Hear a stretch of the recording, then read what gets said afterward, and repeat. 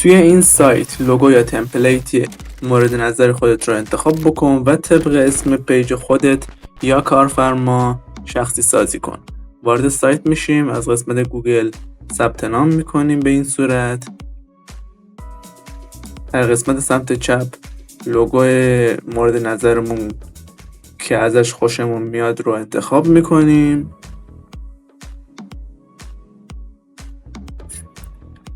در قسمت سمت راست میتونیم برای هر المان تنظیمات مختلفی رو اجرا کنیم. برای مثال اپاسیتی رو کم یا زیاد کنیم. میتونیم راست چین، چپ چین و وسط چین کنیم متن ها رو و با 2 بار کلیک کردن روش میتونیم اسم مد نظرمون رو وارد کنیم. در این قسمت هم میتونیم یک پرامپتی بنویسیم تا هوش مصنوعی برامون طبق چیزی که میخوایم المانمون رو اجرا کنه و به این صورت وارد طرحمون کنیم. برای مثال این لوگو خرس رو، آیکون خرس رو وارد میکنم و توی جای مناسب خودش قرار میدیم.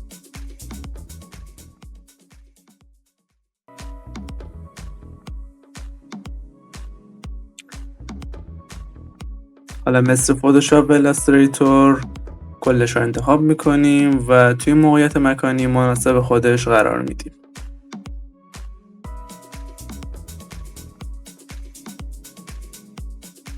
از این قسمت هم میتونیم تایپوگرافی های مختلفی رو وارد کنیم.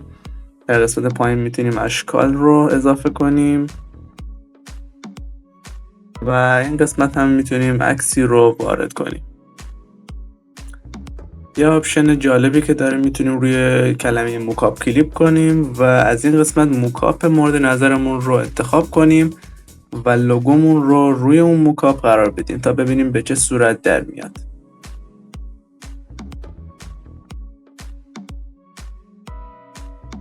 در آخر از قسمت دانلود هم میتونیم طرحمون رو دانلود کنیم.